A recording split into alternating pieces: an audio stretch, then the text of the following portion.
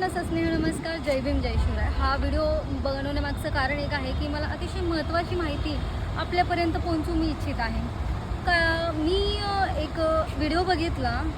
तो व्हिडिओ काय आहे तो सर्वप्रथम हा व्हिडिओ तुम्ही बघून आणि डॉक्टर बाबासाहेब आंबेडकर सामाजिक विकास योजनेअंतर्गत तब्बल 5 कोटी रुपयांचा निधी खर्च करून सीबीडी सेक्टर 8B येथील अष्टविनायक सोसायटी जवळील उद्यानाचा सुशोभीकरण व इतर कामांचा भूमिपूजन सोहळा उत्साहात संपन्न झाला। बेलापूर सेक्टर 8 मधील अष्टविनायक सोसायटी जवळील उद्यानाचा विकास व सौंदर्यीकरण करण्यात येणार असून बेलापूर वासियांना लवकरच या उद्यानाचं मॅजिक गार्डन मध्ये रूपांतर होताना पाहायला मिळणार आहे। या उद्यानात अत्याधुनिक solar benches, गजेबो, LED global tunnel, dancing floor light, अत्याधुनिक प्रवेशद्वार, प्रस्तरारोहण भिंत, FRP भिंत, सेल्फी पॉइंट, गोबो आणि वेब प्रकारातील थीम उभारली जाणार आहे। उद्यानाचं शहर म्हणून ओळखल्या जाणाऱ्या नवी मुंबई शहरात आता अजून एक सुसज्ज उद्यान विकसित होत आहे। अत्याधुनिक सुविधा, आकर्षक रचना आणि नागरिकांसाठी सुंदर विरंगुळ्याचे ठिकाण म्हणून हे उद्यान लवकरच नव्या रूपात झळकणार आहे। खरं सांगायचं गेलं तर डॉक्टर बाबासाहेब आंबेडकर सामाजिक योजना ही नवबौद्ध अनुसूचित जाती जमाती ह्यांच्यासाठी ही योजना काढलेली आहे आणि ह्या योजनेचा लाभ हे अनुसूचित जाती जमातीतील असेल किंवा नवबौद्ध असतील ह्यांना या गोष्टीचा फायदा व्हावा, गरीब दलित वस्त्यांसाठी ह्या गोष्टीचा फायदा व्हावा ह्यासाठी ही योजना आखण्यात आलेली होती।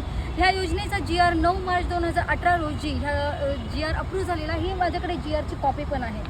तर ह्या GR अप्रूव्ह हा फक्त नवबौद्धांसाठी झालेला आहे, अनुसूचित जाती जमातीसाठी झालेला असताना देखील ह्या खाजगी ठिकाणी ह्या निधी वापरण्याचं कारण काय?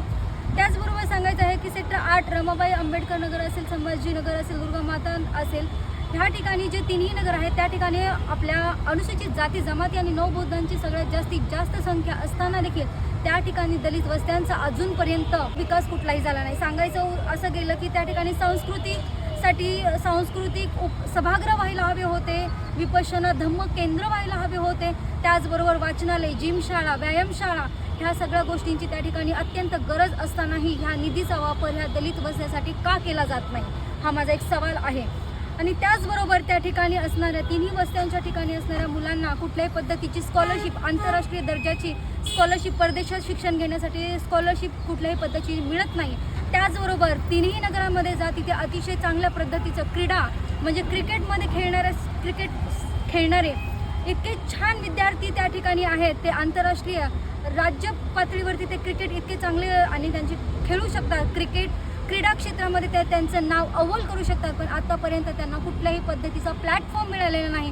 खरं तर सांगायचं डॉक्टर बाबासाहेब सामाजिक योजनेअंतर्गत, दलित वस्ती निवास योजनेअंतर्गत ह्या सगळ्यांचा विकास होणं गरजेचं होतं, पण आतापर्यंत त्या ठिकाणी कुठल्याही पद्धतीचा विकास झाला नाही आणि ही योजना खाजगी ठिकाणी वापरण्यात येत आहे।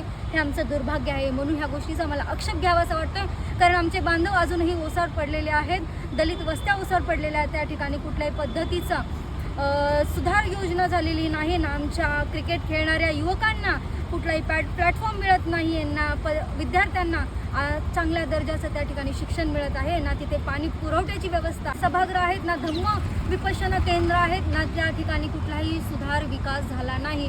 मग हा निधी डॉक्टर बाबासाहेब आंबेडकर सामाजिक योजनेअंतर्गतचा निधी खाजगी ठिकाणी वापरण्याचं कारण काय हे मी सगळं समस्त जे प्रशासन आहे आणि आमदार, खासदार आणि समस्त नगरसेवक यांच्याकडून मी मागत आहे, त्वरित दलितांच्या ज्या मार्फत झालेला प्राप्त निधी आहे तो दलितांच्याच कामाला वापरण्यात यावा, तो भलत्याच ठिकाणी आणि खाजगी ठिकाणी वापरता येण्यात येऊ नये। नाहीतर आम्ही ह्या गोष्टीची नोंद घेऊन ह्या गोष्टीचा जाहीर निषेध आणि जाहीर आक्षेप करणार आहोत। एवढी आपण नोंद घ्यावी। सर्वांना जय भीम।